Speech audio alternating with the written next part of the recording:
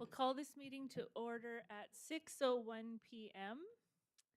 I want to acknowledge that we are in Treaty 1 territory and the land that we wish we are meeting is the traditional lands of the Anishinaabe, Cree, Ojibwe, Oji Cree, Dakota, and Dene's people, and the homeland of the Métis Nation. And especially on this week of Truth and Reconciliation, we thoughtfully, and as a council and a municipality, we will continue to work on moving forward in partnership with Indigenous communities in the spirit of reconciliation and collaboration. I'd like for a motion for the adoption of the minutes, please. Resolve that the minutes of the regular meeting of council held at City Hall on September 11th, 2023 be adopted as circulated. That's moved by Councillor Meyer, seconded by Councillor Doyle. All those in favor? And that's carried. Thank you. We have one delegation this evening. If you just want to come to the podium. Thank you. We're just going to see, do you have a green light on your microphone there, do you think? Thanks. Yes, I do.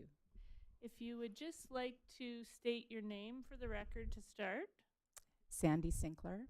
Thank you. Welcome. We're happy to have you here, and you will have 5 minutes of time to talk to us about kayak launches. There you go. Thank you. So good evening, and can you hear me okay? Yeah. Okay. Thank you for the opportunity to present my proposal. My name, as I said, is Sandy Sinclair, and I have resided in the Cocoa Platts area of Portage for the past 26 years. I'm here this evening to ask City Council to consider installing a canoe and kayak dock on the south side of Crescent Lake, adjacent to Wilkinson Crescent. A dock, similar to the existing dock on the island, would improve accessibility to the sports of canoeing and kayaking for the residents in the Cocoa Platts, Garriott Creek, and Mellonville areas. This request is in keeping with the Council's directional statement, which reads, "We want Portage to be a place to visit and subsequently a place to live, shop, and play."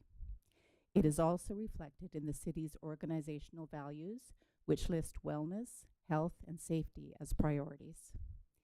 By becoming active, residents can improve both their physical and emotional health and well-being. The city's commitment to improving opportunities for residents to adopt a healthy lifestyle is evidenced by the many facilities and installations around the city, including the current docks on the island. Having easier access to a canoe and kayak dock on the south side of the lake would allow more residents the opportunity to enjoy this activity in a safe and more affordable way. Car-top canoe and kayak carriers can be expensive and impractical for many vehicles. An inexpensive, easy-to-use, and environmentally friendly canoe and kayak cart can solve the problem for those living within walking distance of the lake, with the added benefit of increasing physical activity while reducing the environmental impact of driving one's car to and from the island. I am fortunate to own both a kayak and a kayak carrier for my vehicle. However, I am not fortunate enough to have the height or the strength to be able to load and unload the kayak by myself safely and easily. Believe me, I've tried. It doesn't work. I am fully aware that this is a first world problem, but I believe that I am not alone in the desire to have easier access to the lake. My guess is that a dock on the south side of the lake would be used by many residents. It may even be utilized by Crescent View and École Arthur Meehan schools as part of their phys ed programs. I appreciate the opportunity to present my proposal and look forward to further discussion on the topic. Thank you. Thank you, Ms. Sinclair. Does council have any questions on this? Or Councillor Massey? Thank you, Worship. Thank you for your presentation, Ms. Sinclair. Have you got a sense how many people would want to want this? I know I walk there and bike there all the time, and I know there's a lot of activity on the Have you got a sense at all? Have you talked to other people in the neighborhood? No, I really don't. This idea kind of just came to me within the last few weeks, so I haven't really had an opportunity to talk to many people. I know of a few neighbors who would definitely use it and support it, but I can't really answer your question. Thank you. I can say that you're not the first person to bring this lately to as a topic of conversation. So, Okay. yeah. Does anyone else have any questions? No. Councillor Nichols? Thank you for that, and thank you for coming and presenting. And it's very novel that you took the time to do this. And Thank you. I accept it, and I enjoy your proposal. Thank you. Thank you. Thank you so much again for coming, and we will take it back as council and discuss it and look at it. We do know how much joy and activity we're getting out of the one that was placed over on the other side of the lake. And so I think you nailed it on the head when you talked about some of our values as a city and a community. So we will hand it over to council and administration and get back to you with a response. Thank you. Thank you. Okay, we're going to open public hearing for conditional use PC 61-23 for Kenmare Developments, Inc. and CHB Developments Limited for 1525 Saskatchewan Avenue West. I'll just ask if there's anyone in-house to speak in favor of this conditional use. If you wanted to come to the microphone and state your name, please. Good evening, Mayor, Councilors, Representatives. I'm here to represent CHB Developments. We've entered in. Excuse me, could you tell us your name, please, Oh, sir? Chris Beers, you know. Thank that. you. For the record. Yeah, Thank for the you. record, good.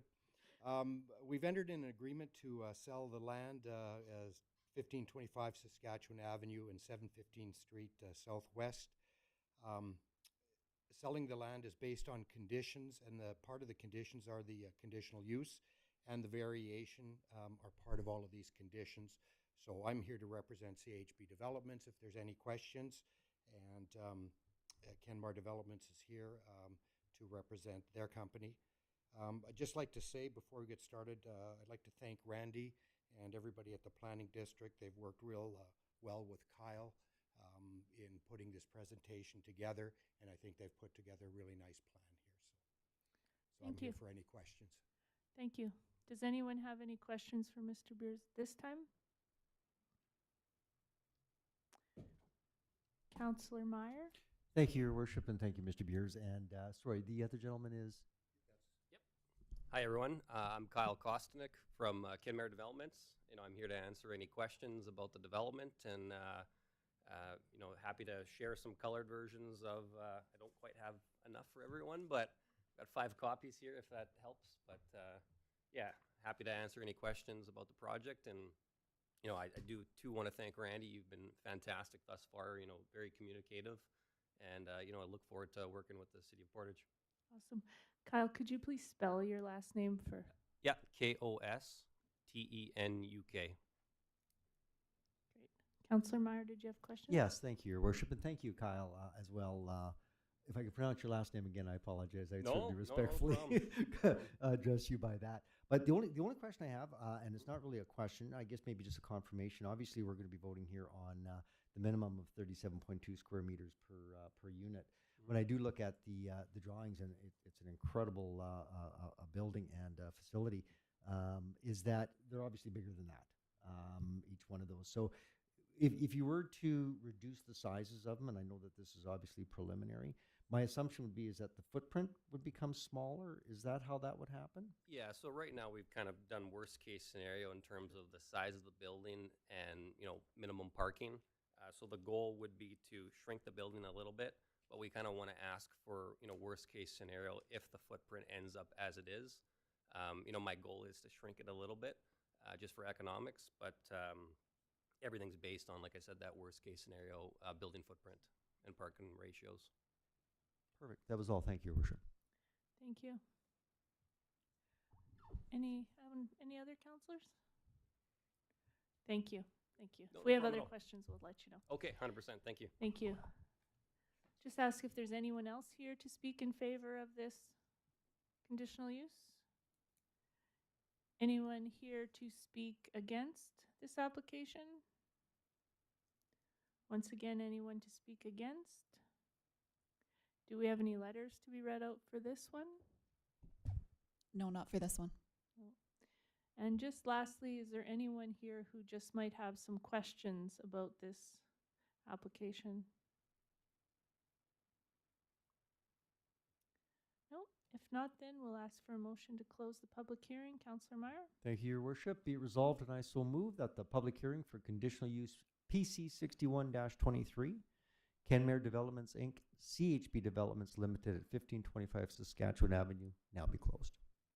That's moved by Councillor Meyer, second by Councillor Nichols.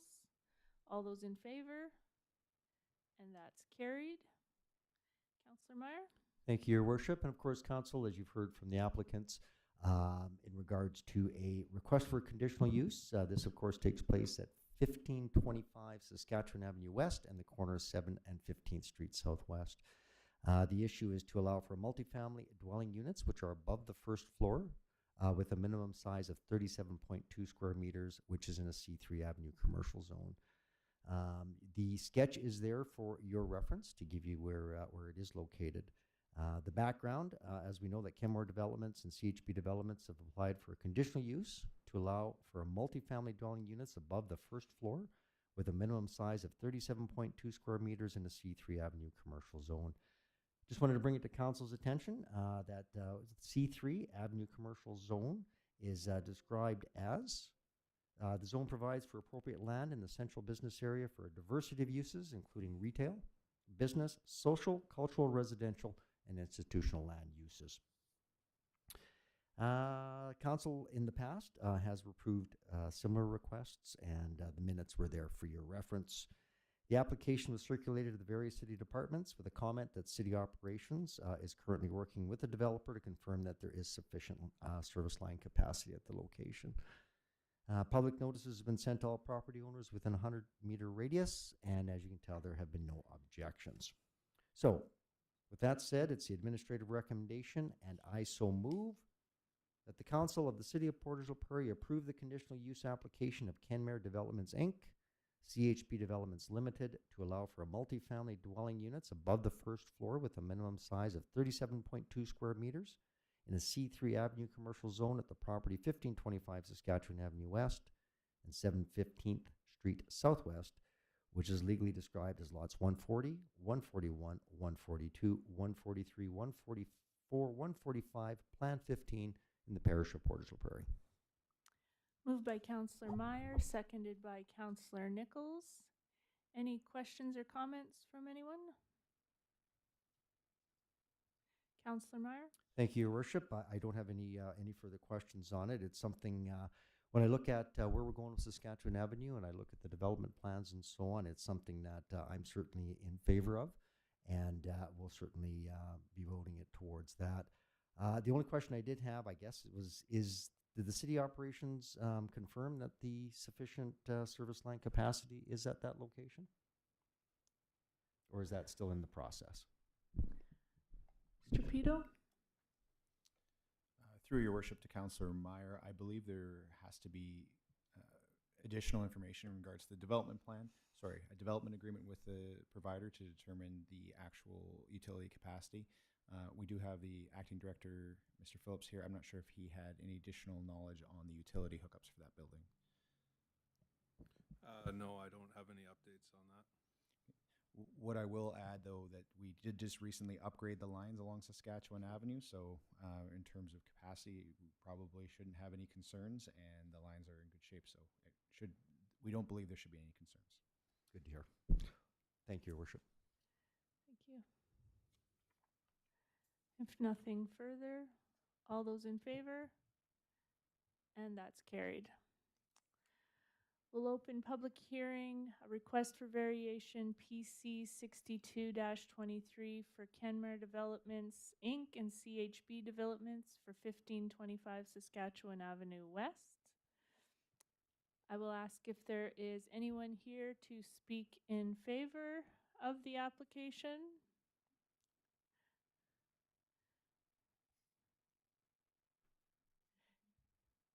Once again, if you just state your name. Kyle Kostanek. Yes. Did you have any statement to make at this time?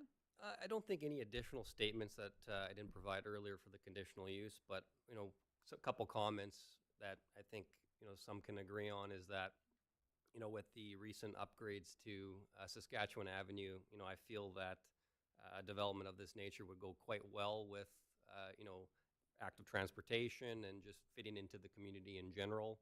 And again with the parking itself, in my experience, renters don't typically have cars similar to single family homes. Typically you would if you're renting, you don't usually have more than one car. Not to say that renters don't have two cars, but in my experience, that 1-to-1 ratio at minimum is fairly standard across the board. So those two comments with tying into the community with the development and justification of our parking is done for a reason. So that is all. Thank you. Anyone have any questions?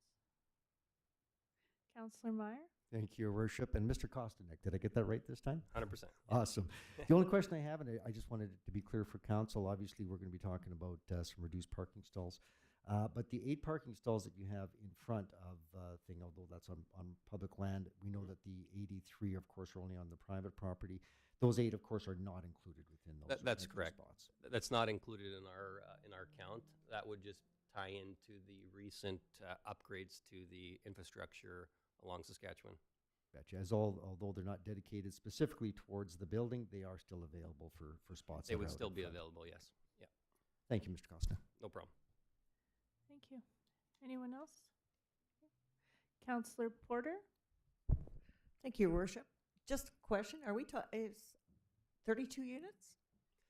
Right now we have anywhere between 40 and 50 units. It's drawn as 42 right now, but I would like to see that increase slightly.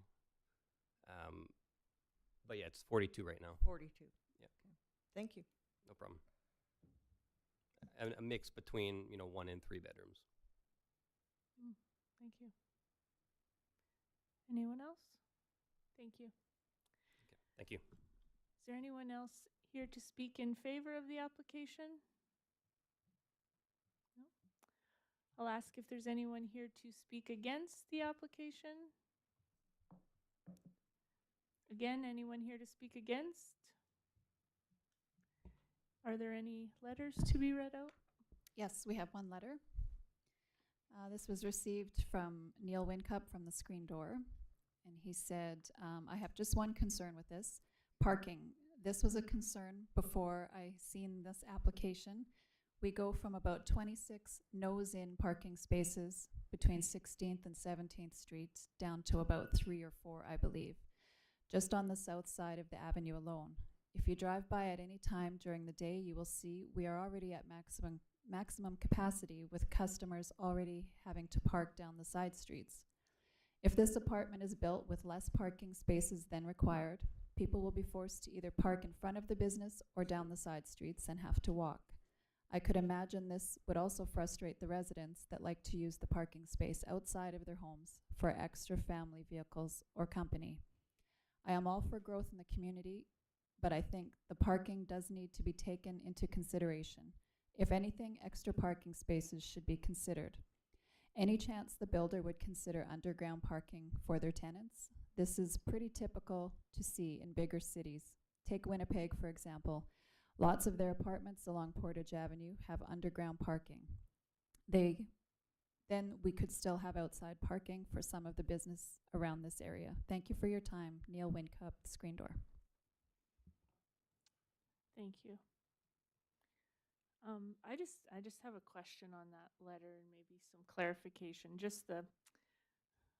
I just don't think that that's accurate in our new design, that we're going from 26 parking spots to 3 or 4. Could someone? Through your worship, I'll ask our acting director, Mr. Phillips, to answer the question in regards to how many parking spaces are related to that business. Current design for Saskatchewan Avenue has 5 parking spots. Just, and- Matt, if you can just a little closer, yeah. Sorry. You can pull it towards you. It's not attached. There you go. I'm new to this. Yeah. So we have 5 parking spots currently between 16th and 17th. That is with the remaining driveway access to the screen door building. Maybe Councillor a Kudo? question to our acting director. Does that include, because the preliminary design had the trees in and they were later removed, would that add additional parking spaces? Correct. We did have to remove a couple of trees. There is the possibility of expanding that parking zone to the west. We could probably fit, just looking at it here, 3 more spots potentially. And we wouldn't, through to your worship, we wouldn't have a necessary number in terms of nose in, because it was a gravel shoulder of a road, so parking was fairly informal before. Right. Okay. Thank you. Does anyone else have any questions? I'll just ask if there's anyone in the gallery that has questions about this that they might want answered at this time. No? Okay. I'll ask for a motion to close the public hearing. Councillor Meyer. Thank you, Your Worship. Be it resolved, and I so move that the public hearing for variation PC-20, is this the right one? Right? The PC 62-23 for Ken Mayer Developments Inc., CHB Developments Limited at 1525 Saskatchewan Avenue West now be closed. Moved by Councillor Meyer, seconded by Councillor Nichols. All those in favor? And that's carried. Councillor Meyer. Thank you, Your Worship. And of course, Council, you've heard the information from the applicant. For there, you'll see a sketch. You'll see the preliminary plans, which describe the building, the parking area, the surrounding streets, and so on. In addition to the site plan, for your reference, what I'd like to point out, it's a request for variations. There's actually 4 variations that are on this one. And the first one is the front yard requirement of 6 meters to be reduced to 1.15 meters. As you can tell from the front of the building, that the maximum building height of 15.2 meters to be increased to 17.63 meters. The parking requirement of 83 stalls to be reduced to 55 stalls. And the maximum parking access width on the west side of the building, as you can see in the preliminary plans, of the building of 10.7 meters to be increased to 38.2 meters. So the background, as you're aware, what we just heard there from the applicant and the 4 variances that are being applied for. There have been similar requests in the past, and you can tell there from the minutes of PC 18-22 and PC 3509 that they were passed at that time. So the application has been circulated to all city departments. There have been no concerns. Public notices have been sent to all property owners with a 100-meter radius, and we've recognized a letter of concern from the screen door. With that said, it's the administrative recommendation, and I so move that the Council of the City of Portage la Prairie approve the variation request of Ken Mayer Developments Inc.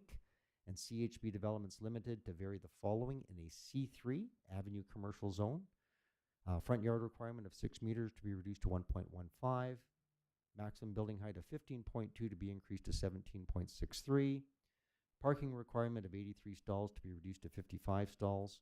And maximum parking access width on the west side of the building of 10.7 meters to be increased to 38.2 meters at the property known as 1525 Saskatchewan Avenue West and 715th Street Southwest, which is legally described as lots 140, 141, 142, 143, 144, 145, Plan 15 in the parish of Portage la Prairie.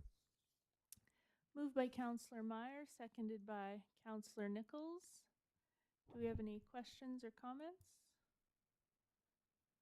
Councillor Meyer. Thank you, Your Worship. Just for Council's information, obviously we're looking now with the development of the avenue. We're looking at more interest that's going to be taking place within our area of upgrade. This is certainly one I support. I just do want to recognize that I do recognize the letters of concern from surrounding areas, business owners and residents alike. Even though I take that into consideration, I think based on the size of the building, the request that's made to reduce the amount of stalls, when I looked at the parking and so on, I'm comfortable with it based on how it sets out at that point. I understand the west side of the building, which is going to just 38.2 meters because it's going to be parking right off the street itself at that point. So for those reasons and alone, I certainly support this motion at this point. So thank you, Your Worship. Thank you, Councillor Meyer. Just a comment. I'll make a couple of comments on this. Um, I understand the parking concerns from the business owner, but we just recently had another situation with a developer that quite clearly with statistics explained, you know, how much less parking these type of buildings are using and that they aren't using to their full capacity. So I think we can be quite confident in that. I'm just 5 years ago when we set this plan in place for Saskatchewan Avenue was, I think this is some of the vision that we had when we decided this, and to see these drawings and to see what this looks like, and when we're investing this time and $44 million into Saskatchewan Avenue West, this is exactly what we want to see, is this type of improvement on Saskatchewan Avenue. So I'm fully in support of these applications for variations, etc. And so I support it completely. Anyone else? All those in favor? And that's carried. Thank you. We will move into Finance, Legislative, and Property Committee. Councillor Massey. Thank you, Worship. Finance, Legislative, and Property Committee has no report at this point in the meeting. Thank you.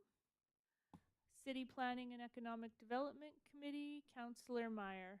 Thank you, Your Worship. Council, at last council meeting in committee, I had brought this forward, which is a proposal to subdivide. I will not review the entirety of this one again, but just the issue that we're have in front of us is the consideration of the application to subdivide the present holdings of 15,681.60 square feet or 0.36 acres and subdivide it into land into 4 lots, which we had discussed, which is to build 2 family dwellings, 1 on each of the lot. I won't review the background analysis again. The development plan is there, and it shows where this fits in, which is underneath the housing mix and affordability.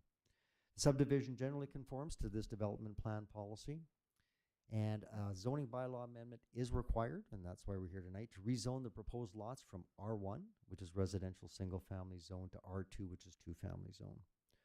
The proposed lot meets the minimum requirements of the R2 zone, and of course, as usual, you'll see the caveats from Bell MTS, Manitoba Hydro, the Portage la Prairie Planning District, and TerraNet, or as we know, land titles. All other department agencies had no comments or concerns, so it's the administrative recommendation, and I so move. Oh, I apologize. I do want to back up because I do want to bring the point of there was a couple of conditions from the community and regional planning. One is that it's a zoning bylaw amendment is obtained to rezone the proposed lots from R1 or residential single family zone, I think, which we'd already previously discussed.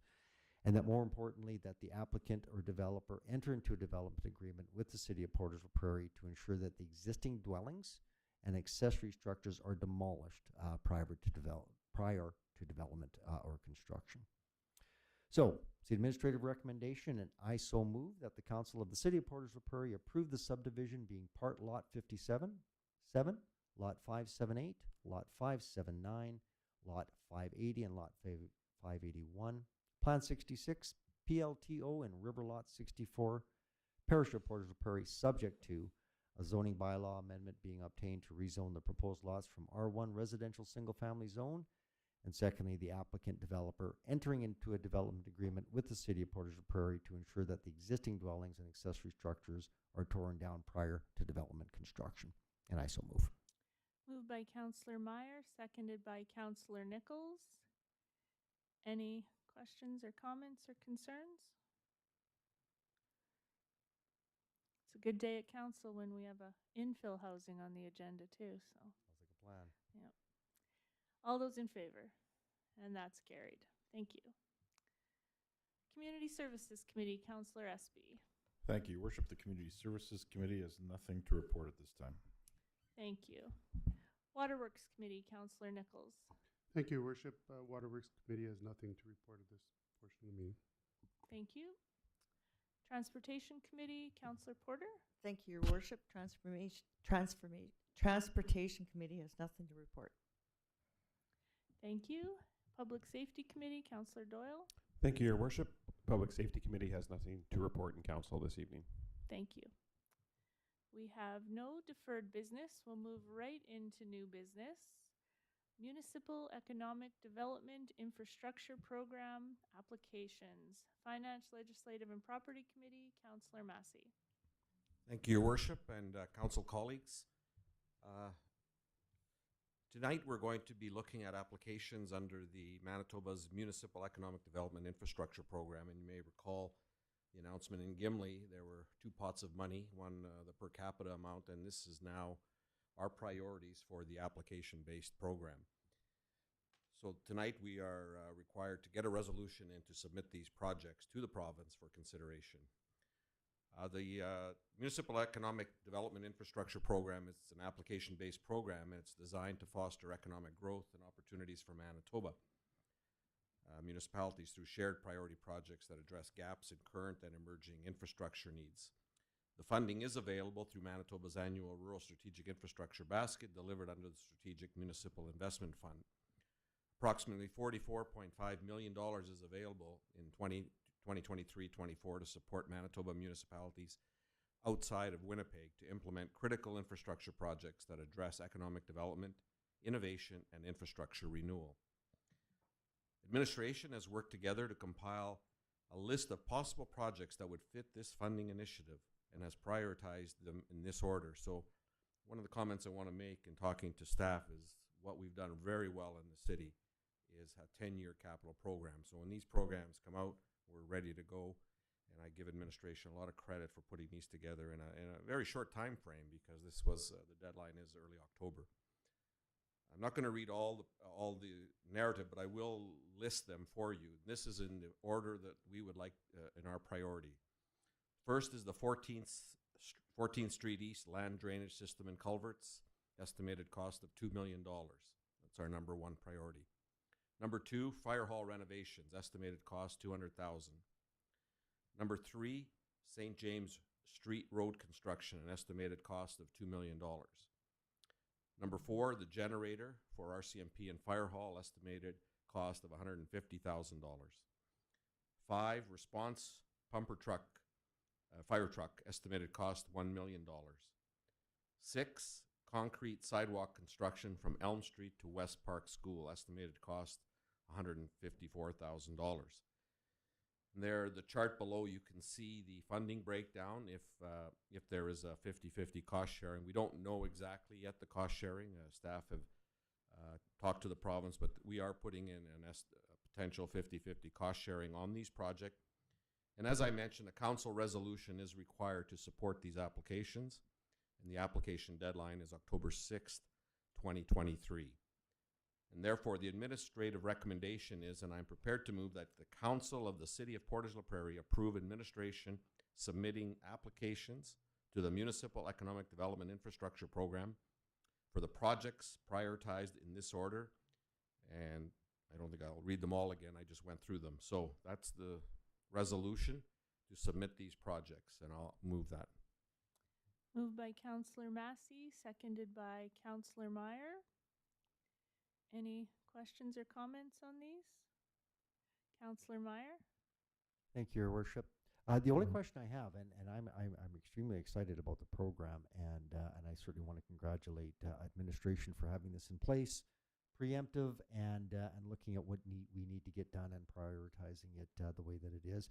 The only question I have is if all of this is approved, do we know where the money is coming from, how it's budgeted in relationship to what the city partner contribution is? We sure do. I'll let Mr. Pito explain that to you. Oh, do we do? Through Your Worship to Councillor Meyer. So many of these projects were in our capital plan, so there are reserve allocations that would meet our contribution requirement as outlined in the chart.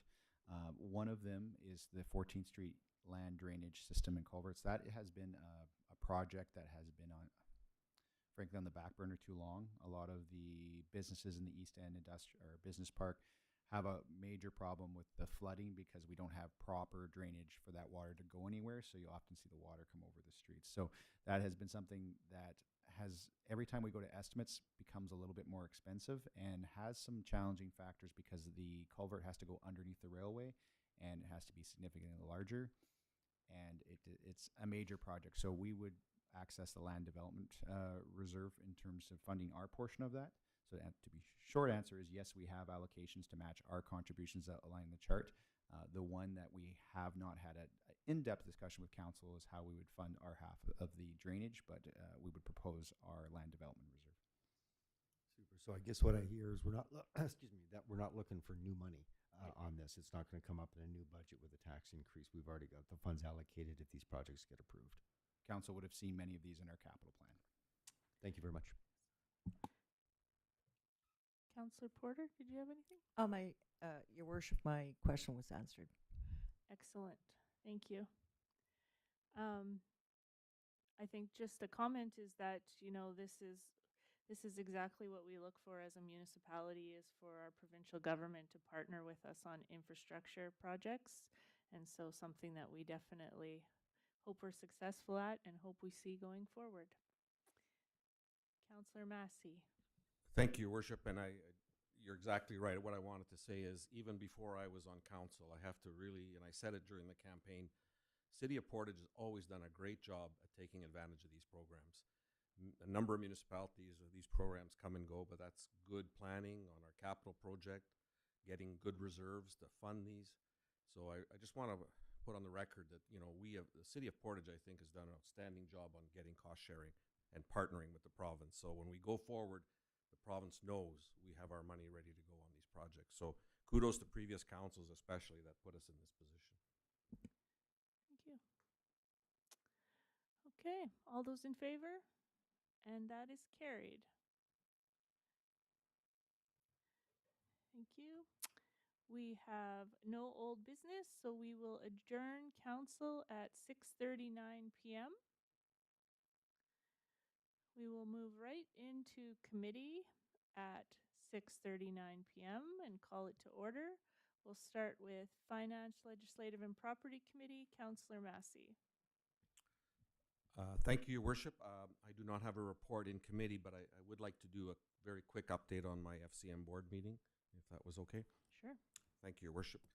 The board, the FCM, the Federation of Canadian Municipalities, met last week. It was virtual because where we were supposed to have the meeting was in Yellowknife, and of course, with the serious fires, we had to do it virtually, which I think was the right decision. There's a number of key issues that I think really align with the City of Portage that are the priorities of the Federation of Canadian Municipalities. Number one, the RCMP cost still continues to be a very active file at FCM, and I think the City of Portage and our mayor has done a great job of highlighting safety, crime, and the RCMP, and that's going to be a top priority. There's going to be, they talked a lot about the next generation of infrastructure programs, the cost sharing with the provincial and municipal governments. There's the next generation of programs. Hopefully, water, wastewater will be a very big priority at the federal level, and I know FCM buys into that as well. So I think that's good news for our city because I think that's a big priority for us. The one thing that I think is going to be the top priority going forward, and I want to talk to my colleagues about this in the future, is they're looking at a conversation with the federal government on a new municipal growth program, very similar to what we've been asking for here in Manitoba. Our mayor spoke at the city's caucus here looking to the provincial government to give us revenues that grow with the economy. And it's very interesting now that these discussions are happening at the national level. We need more of a growth revenue to meet and I think our mayor talked about we're doing a lot more with less. Property taxes don't grow with the economy. We have to increase taxes to get more revenue, where a growth revenue. And just give you one example of GST, if 1% of GST raises $10 billion. So So that's kind of the conversation we're looking at in this growth revenue strategy. So it's an exciting initiative. You'll be hearing a lot more of it, and I hope to talk to our council colleagues about this and get your thoughts around it, our administration, to see how we can get a growth strategy for municipalities at the national level. Of course, our work provincially continues as well, but I'm very excited that FCM is really going to seriously look at revenues for municipalities. So that's just a very brief overview of the FCM board meeting. I think a lot of the priorities jive with what we're trying to do here in the city of Portage to grow as a city, and I want to thank, again, council for sending me there as a representative from Manitoba. So that's just a quick update. Thank you, Councillor Massey. Thank you for that update. It's great to hear firsthand of the things and hearing that a lot of the priorities we have are being talked about around that table. So excellent. Okay, City Planning and Economic Development Committee, Councillor Meyer. Thank you, Your Worship. The City Planning Economic Development Committee has nothing on committee tonight, but I certainly would throw it out to my my partners around the table that if they've got anything that they've attended in relationship to either one of those committees, certainly feel free to bring it up, and if not, that is perfectly okay. Seeing none, that's the end of my report. Thank you, Councillor Meyer. Community Services Committee, Councillor Espy. Thank you, Worship. Through your Worship, I'd like to call upon Jeff Palmer of Urban Systems to present the Portage la Prairie housing strategy. Thank you, Jeff. If you would like to come to the mic and state your name. You're not new at this and being in this room, so we're happy to have you back. Nice to be back. Thank you very much. I am a little caught off guard how many people are on the table, so I'm not sure that I brought enough, but here's a box that we report for you. Now, refresh my memory. Do I control the slides or you control the slides? You control the slides? Okay, so there's quite a few slides. I'm sure you saw that. We don't have much time. You just keep me on track. And I can talk as fast as you can flip. So this was a fun project for us to work on, a housing strategy. We've worked with a few municipalities in Manitoba, Northwestern Ontario, to come up with strategies for addressing their housing needs. Every municipality is different. Sometimes it's you need more affordable housing. Sometimes you need more market housing, multifamily, seniors housing. This is a comprehensive study that was supposed to look at a little bit of everything and give you some tools to take away going forward. So the objectives of the study, and the report is, all the graphs that you find today will be in this report. So I'll kind of go through it a little bit quickly. Objectives. So what are the barriers that exist that prevent people from accessing appropriate housing? When comparing Portage to other municipalities of similar size, what's the difference in the housing market? And that's always interesting because numbers are only numbers without a little bit of context. So some of the questions at the outset. Why does Portage have more renters than other communities of a similar size? And how is the Portage market distinct? How affordable is affordable housing? Using statistical projections, what does the market look like? And what innovative solutions can be suggested, including policy or bylaw changes? Next slide, please. So what we found, and here's where the rapid fire part comes. So some population growth. We looked at some statistical projections just to make sure you're growing. If you're not growing, then you have a whole different set of issues. But Portage and the RM, the city and the RM are growing. Here's a population pyramid. So what this tells us is that Portage's population is a little bit older than Manitoba's as a whole. Not a big deal, but what it means is that you might have more families looking to downsize into multifamily dwellings and possibly looking to make their single-family homes available on the market. Household types, one-person household is in dark blue, that's 35%. That's predominantly the most common type of household in Portage. The age of the primary household maintainer, 18% is the largest, and that's 55 to 64. So again, what we heard is that the population skews a little bit older in Portage compared to Manitoba as a whole. 5-year mobility status, 57% did not move, and 19% moved within Portage, and 25% of people in Portage moved to Portage in the last 5 years. So that, I think that's quite interesting. Renter households, 35% of households rent in Portage, and that's up a little bit. That's partly due because you have a lot of new housing product on the market, a rental product, in the last couple of years. Dwellings by number of bedrooms, 1 in 3 roughly is 3 bedrooms, 26% is 2 bedrooms, 25% is also 4 bedrooms. This is in more detail in the report. The rental universe, same thing. All the different units in Portage, roughly 53% of all those units are 2-bedroom units.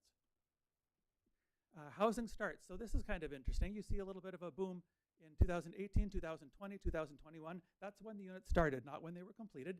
And overwhelmingly, they're apartments. So that's what I mentioned before. There was a little bit of an explosion in the last couple of years. And of course, it takes more than one season to build the house. Changes in rent. So the dotted line is the CPI, the Consumer Price Index. Average rent and median rent kind of skew the same, but you can see that in 2018-ish, that's when they start to take off a little bit. That's when we saw housing prices go up across the country. Also, you have a lot of new product in Portage, and those tend to command a premium price. We also did a survey, not just looking at data, but we surveyed a lot of, I forget how many people surveyed, responded to our survey. We find that when we offer a meat draw and things like that, then people get really excited about responding to our survey. So we get a really good response whenever we do that. Emergency housing and homeless shelters was the #1 response. And people could respond to more than one item here. So assisted living facilities, single detached homes, duplexes, and co-op housing were the top 5. So really, emergency housing and homeless shelters was on everybody's radar when we did the survey, and that was in 2021, I guess it was. Barriers. So there's a limited supply of the type of home I'm looking for. That's the #1 type, and that could be a single person looking for a 1-bedroom apartment, could be a family with 4 kids looking for a 4-bedroom apartment. It's just a general broad statement that we're not quite meeting the housing needs of the residents. Cost of purchase, #2 is cost of purchasing the home is too high, cost of rent is too high, and other. So really is the right unit out there for me, and the cost is too high, and that's quite common to what we heard across the country. Current or anticipated housing issues. I'm unsure whether or not I'll be able to purchase a home. So that kind of uncertainty is out there, right? That's something that we always took for granted. Not the case necessarily today anymore. Next slide, please. Housing issues, the high cost of renting again, high cost of buying a home, and the homes in the community need maintenance or repair. So not just the cost of purchasing it, but also the cost of maintaining it, and increasingly utility costs are high. So that's one thing that we try and steer municipalities towards, is looking for funding for programs that make your houses more energy efficient. That's a huge cost and will only be going up. So population projections, the structure by age group. So this is looking at different growth projections just to kind of see. But right now, the middle group, the base population is about 18% 55 to 64. So we can expect to, unless things change dramatically, that section of the population will continue to take up the majority of the population. Housing demand, so these are all the different units, baseline, medium, and high projections. So roughly over the next 20 years, we're going to be looking at anywhere from between 1,100 to 1,900 new housing units required over 20 years. So that's good. That's a strong demand there. The average household size today is 2.35. We're projecting it to decrease to 2.27 in the next 20 years. And that's pretty common across the country. That's because our population's aging, families are a little bit smaller, and our families are wealthier. You don't have as many people sharing a home as you used to in the past. And then again, this is just projected households by type over the next 20 years, the family composition. So what I found most interesting was looking at other cities across Manitoba, just for a little bit of comparison here. So we were asked to look at Selkirk, Steinbach, and Winkler. Now, I shouldn't say I said we were asked. I don't recall if you asked us to look at those communities or if they were just the same size and we picked them, but either way, these are the ones. So the median household income, Portage is about 69, Selkirk is a little bit less, and Steinbach and Winkler are a little bit more. So I'm not sure if that's a surprise or not. That's Portage was right about in the ballpark on in terms of median household income. Low income status by age bracket. So pink is youth, purple is 18 to 64, and green is seniors. And Portage, again, is a little bit in the middle there. It's a little bit higher incidence of low income status for youth, a little bit lower for seniors. Households by tenure, so these add up to 100. So Portage is 65 and 35, 65% own, 60% in Selkirk, 62 in Steinbach, and 68% in Winkler. So I think there was a perception earlier on that Portage had more renters than owners. It's right in the middle of the ballpark. And keep in mind, this is 2021. So this is after a whole bunch of new apartments were added that I believe most, if not all, were apartments for rentals. So you're kind of there in the ballpark. Average size of census families, a little bit lower, particularly compared to Steinbach or Winkler, and that's because they just have more children, more younger families. Sorry, not more children, more families with children in Steinbach and Winkler. And the next one, please. And one more. And one more. There we go. So median age, a little bit older than Steinbach and Winkler, but a little bit younger than Selkirk. So again, right in the middle there. Proportion of housing starts. So this is interesting to compare the singles in navy, semi-detached in light blue, green are row houses, and purple are apartments. For our purposes, I would compare just about everything to single-family homes and everything else. So the proportion of total housing starts, Portage is has significantly more multifamily dwellings in the last 3 or 4 years than the other municipalities. And that is quite interesting because often we suggest that one of the solutions to your housing shortage is building more multifamily because it gives people new units and it also opens up houses for families to move into when people are trying to downsize. So that Portage is a little bit ahead of the curve there. Total private dwelling units by type, and that's the same. You have about 4,000 single detached units, and the rest, I think there was about 5,500 units in total. So let's say 4,000 out of 5,500 units are single family homes. And all the data is in the report in a little bit more detail. And per housing residents, per 100 residents, pardon me, is very similar. Next slide. Total housing starts. So Steinbach has had significantly more housing starts. But other than that, and Steinbach is also, sorry, not proportionally, this is total housing starts. Steinbach has had more housing starts because it's a bigger municipality as well. Selkirk and Winkler are not as strong housing-wise than Portage. Dwellings by period of construction. So this is interesting because a bigger proportion of your homes are built before 1960. So that means they need more maintenance, more repair. They're probably more affordable to buy, but they may not be more affordable to maintain, whether that's utilities or just regular maintenance, because they are aging and they're less efficient. Rental units per 1,000 residents. This is a good indicator whether or not there's a bit of a shortage in your rental housing market, and you're sort of in the middle there. Selkirk probably has more units per 1,000 residents, and Winkler has fewer. And vacancy rates.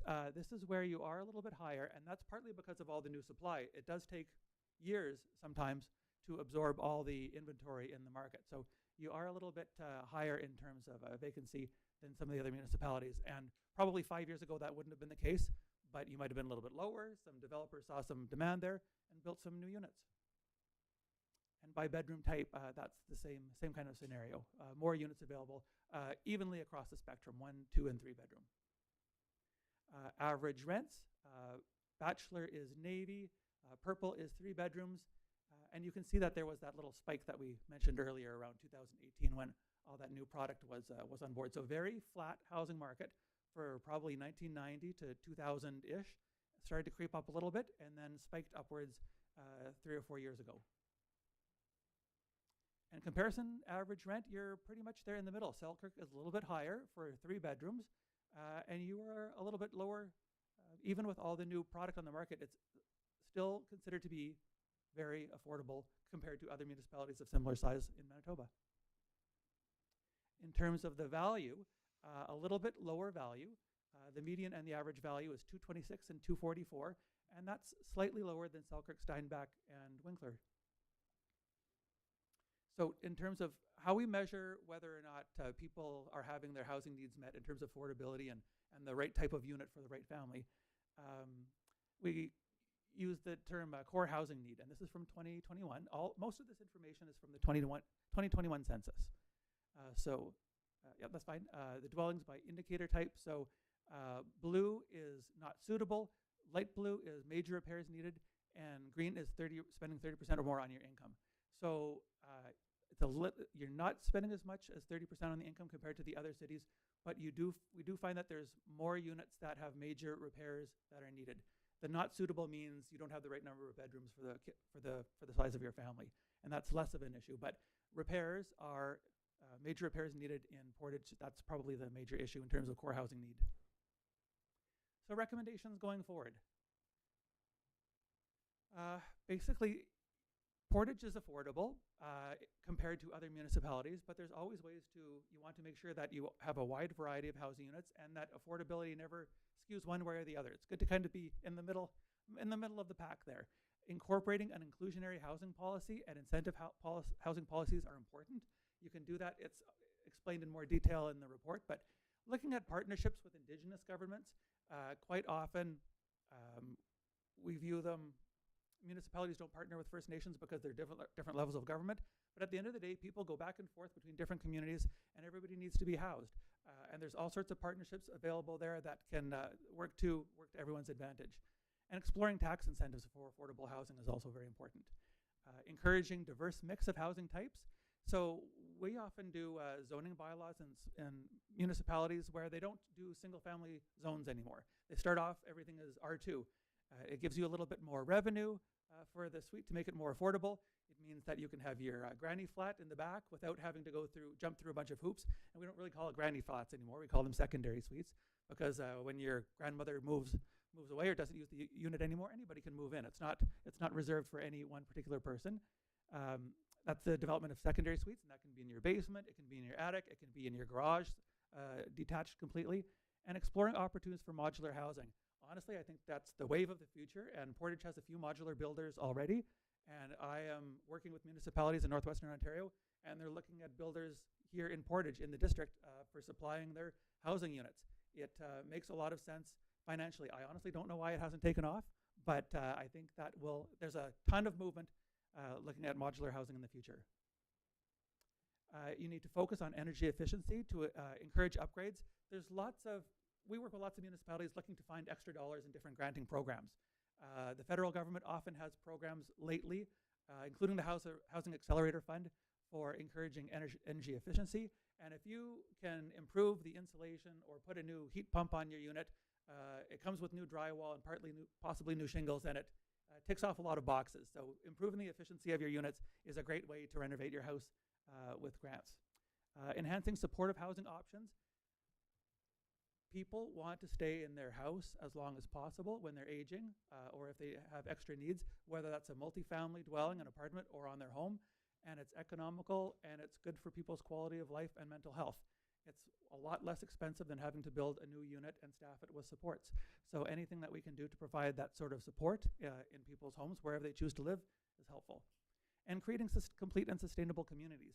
That's the kind of community where you can walk where you want to go, you can bike, you can take a car if you want, but you have options. You're not limited to one way just because we've designed it poorly and people don't feel safe, or it's not comfortable, or it's not practical to walk or bike from one neighborhood to another. Not everybody has cars, and we want to make sure that people have options is sort of the bottom line. That's the sustainable transportation options that we mentioned there at the bottom. So mixed use just means that you have your corner store in a reasonable walking distance, and that we don't separate the land uses as much as we did in the past. That's just a positive trend, I think, in city planning today. So that's it. I probably went over 5 minutes. I do apologize for that. That's me at the top and my email address. My colleague Hillary is out in Vancouver with her fiance, who is articling. He's a lawyer for the year, so she's out there. Mike Wakely is on paternity leave right now, so it's me. If you want to, if you have any questions, I'm the one, and that's our phone number. Happy to give this presentation as well in more detail if you have any questions, but I'm here right now as well if there's anything that you'd like to discuss in more detail. Does anybody have questions of Mr. Palmer? Councillor Espy? Thank you, Worship. Hi, Jeff. Thank you for that. Thank you. Can you talk a little bit about inclusionary housing policies? Have you seen them in the past? What might they look like? And have they had lots of success from developers' perspective? I have seen them. I think Manitoba is always 5 or 10 years behind a little bit. So inclusionary housing policies are just basically any sort of policy that leads to a more diverse population in a particular community. So whether it's anything that makes it easier for students to live in a neighborhood, seniors, housing, families from different cultural backgrounds, anything like that. What I found in working in Portage in the last 5 years is that Portage is a welcoming community. It wants to welcome new Canadians. people appreciate the economic opportunity and prosperity that new Canadians bring to the community, and that they help to build the labor force. Part of the challenge is making sure that people feel comfortable in their community and keeping people in the community, and so they don't move on to other communities with larger communities in particular. So anything to make people feel welcome and remove barriers for having people live in different communities is a positive thing. And when I work with people in Portage, everybody's nodding their head when we talk about that. So that is something that I'm pleased to deal with, because I will say that doesn't happen in a lot of communities.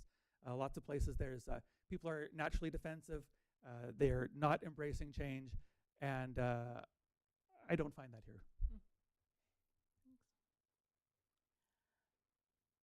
Just a question on, have you seen the supportive housing that you're talking about seems to fall quite in line with the new seniors plan in the province of helping seniors stay in place longer? Have you seen any uptick on that in municipalities of sort of maybe funding models or anything that they've joined those two plans together yet? I haven't really, to be honest, but that's not because it isn't happening. That might just be a little bit out of where I've been paying attention, to be honest. So what I have been finding is that it's very expensive to build new homes. Most municipalities aren't looking to expand their footprint significantly in terms of infrastructure. Most municipalities have a bit of an infrastructure deficit. One way to add more units is to build more multifamily in existing neighborhoods, and I appreciate there's potentially conflict with that. You need to have conversations with people in the community proactively about why it's important to build infill, why it's important to build on brownfields, why it's important in strategic locations to add density, so that you have that walkable neighborhood where if you are at my age almost, and then you are thinking about where you're going to be in the next 10 years, and you want to be in an apartment, but you want to be a block from your kids, and you still want to walk to the corner coffee store and have coffee with your friends. So it's about having those conversations, and you have to do it proactively, because people get defensive when they see a new application or a big sign coming up. But at the same time, it's in everybody's best interest to use land efficiently from a cost perspective and from an environmental perspective. I come from a farming background. I hate seeing soil used up by houses unnecessarily. I like to use things efficiently. So that's kind of the principles that guide us.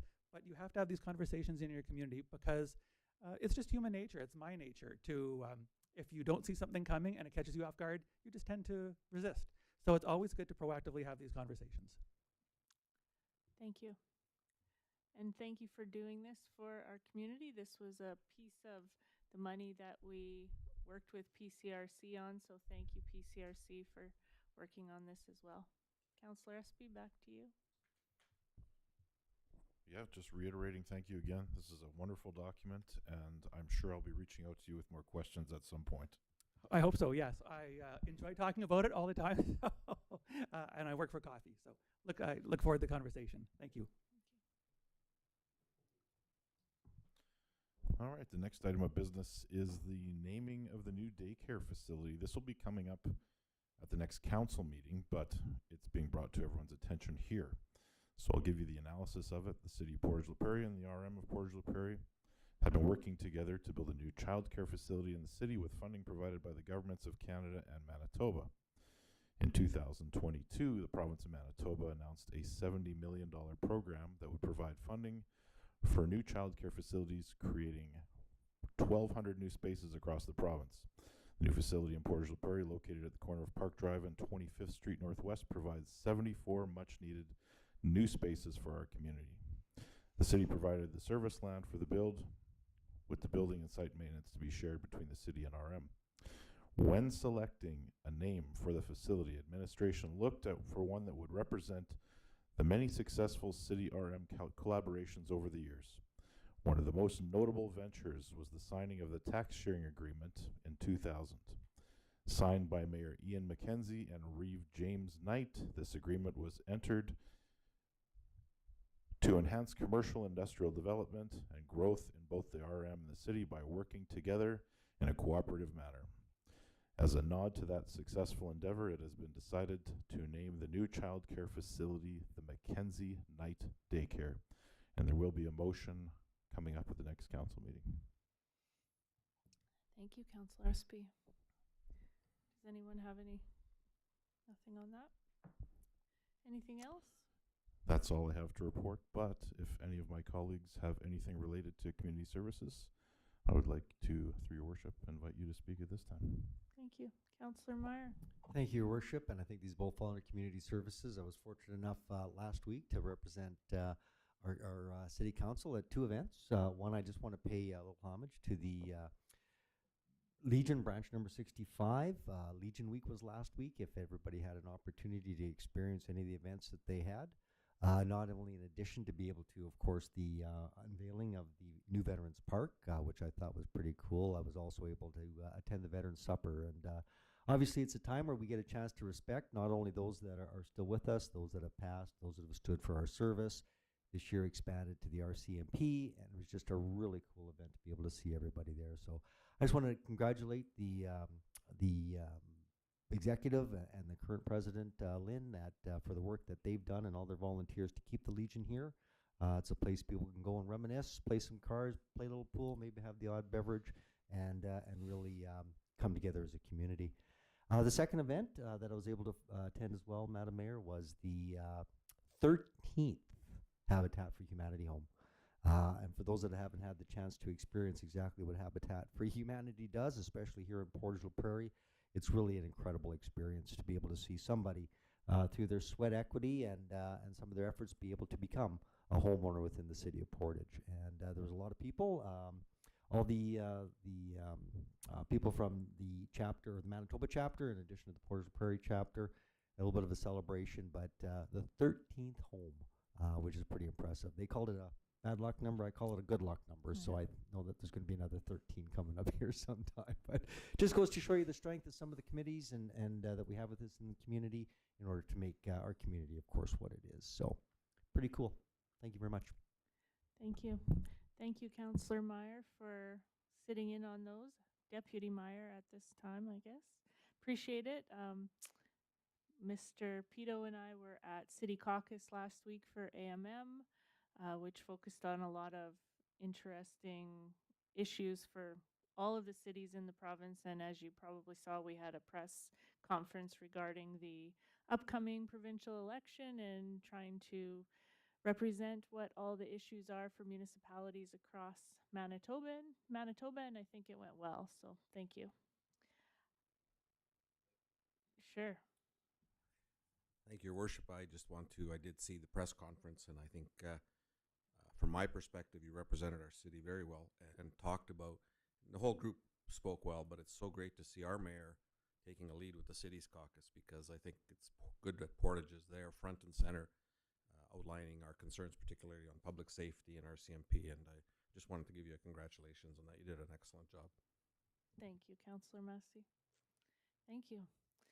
I have a couple more things under community services. We are looking for a new youth counselor. Correct, Councillor Espy? Yes, that is correct. And we are waiting all of those applications to come pouring in the coming days. That's right. September 28th is the deadline.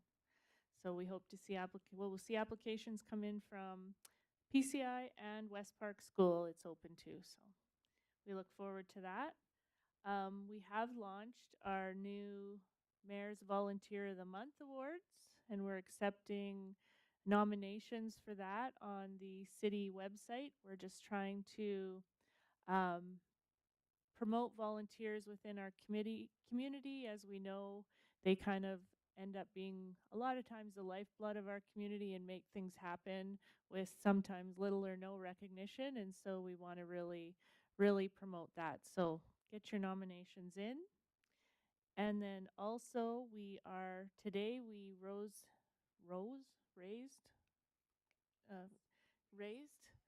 raised the flag for the start of Truth and Reconciliation Week here in the city of Portage la Prairie. It was an honor to do that, and thankful to everybody who came to do that. I think it's important to people. I know on the weekend there was some land-based training and events that happened, and I saw our city manager in a photo of doing some sort of activity. So it's great seeing our staff and administration involved. And then I think Saturday, which is September 30th, Truth and Reconciliation Day, is a big day in our community.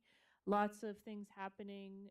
Starting at City Hall, we're going to be mustering at from 9 to 9:30, and we're going to walk from here to the National Indigenous Residential School Museum. And then there's a whole lineup of great activities that day. And when we talk about truth and reconciliation and I mean, the meaning of remembering the children that didn't come home and the families that were affected by residential schools, but it's also the movement towards truth and reconciliation in a community. And if you see the events for that day, it's not just the Indigenous community involved. They've invited other cultures to be involved because they're looking at true truth and reconciliation, which means us all working together for a future and a bright community. So it's going to be a great day. That's all I have for community services. Councillor Meyer? Sorry, Madam Mayor, and I certainly don't mean to belabor it, but I just wanted to add one other event, not to take away from any of the events. It's been a busy week, but I did want to also recognize the fact that we were at United Way, had their flag raising on Monday to kick it off. I just certainly want to let the citizens of Portage know that the United Way is alive and active in Portage, and the dollars do go back, of course, fully into our community, and we were fortunate enough to be at that, and a bit of a luncheon kickoff that they had afterwards. And so certainly support the United Way the best you can. And we'll see those more, of course, announcements and information coming forward on that as well. So thank you, Madam Mayor. Great. Thank you, Councillor Meyer. Okay. We'll close community services and move on to Waterworks Committee. Councillor Nichols. Thank you, Your Worship. Waterworks Committee has nothing at this portion of the meeting unless any of my colleagues would like to speak to our wonderful waterworks. Thank you, Nothing. Thank Councillor Nichols. Transportation Committee, Councillor Porter. Thank you, Your Worship. Transportation does not have a report, but what I have is a question for administration with regards to the Saskatchewan project. Well, actually not the Saskatchewan project itself, but the side roads going out to the Crescent. I've had some very good positive feedback with the Saskatchewan project, and that's closer to reality. And I've heard a lot of really good things versus before that, the negative ones. So we're just about there. But the question I have is what they're asking, are those side streets, say from 7th to 20th, going to the Crescent, they're wondering if there's a plan to pave those this year, or is that something that's going to be held off for another year? Mr. Pito? Through your worship to Councillor Porter, you're correct. We did our utility upgrades and then, of course, land drainage systems that required us to break up the asphalt, and I know they have been re-graveled, but I am going to ask Mr. Phillips, our acting director, if he knows when those streets will be paved, or which streets will be paved when. It's my understanding that they will all be paved this year, with the exception of 10th Street, which needed to have an emergency sewer renewal this year. So that's the only one that unfortunately will not be paved this year, as far as I know right now. Thank you for that. Good news. Yeah, thanks. Nothing else? No? Councillor Meyer? Sorry, Madam Mayor, and thank you for the time. The only question I have, there's been some confusion, specifically now with the Terriers back in business, does see more traffic on the island. And there's somewhat of a road, which we know is probably not owned by the city, but definitely connects the MNP building right to the RM road or the Fairboard road that goes on. I think we know originally, I was told that it wasn't a road to begin with. But it's certainly used that as there's no drainage or anything like that. My question is that there's some assumption that it's a city road, and I've had a number of people that have reached out in regards to what are we doing about it. They use it to obviously get to the backside of Stride Place and out and around, and of course it's washboarded and obviously not maintained because it's not a road. I get that.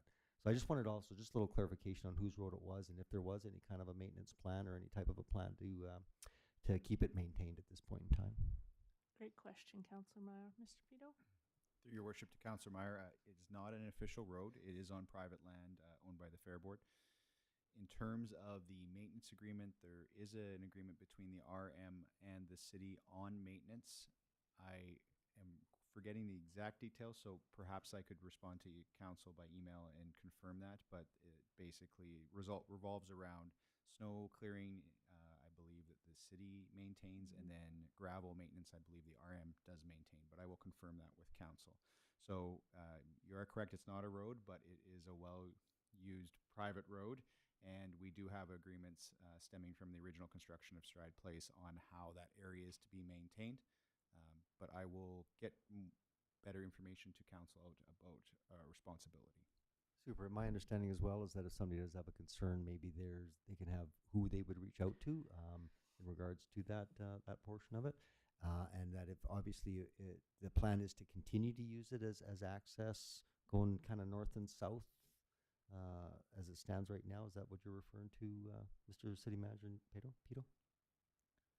Through your worship to Councillor Meyer, what I will do is I'll have some discussions about the current state of the road with the RM just to make sure that it is maintained to acceptable standard, and we'll get additional information to council on our long-standing agreement on road maintenance. Thank you. And of course, my last comment, just because of concern, we do now start to get a lot more visitors within Portage, and I know that we've got incredible causeway and roads going up to it. Unfortunately, people do use that road, and it is certainly in disrepair at this point in time. So I really appreciate you looking after it and going on it from there. Thank you, Madam Mayor. Yeah. And just on maybe we could make sure that we send some communication to the Fair Board too, that it's coming up at our council meeting, right? Might be. Yeah. Thank you.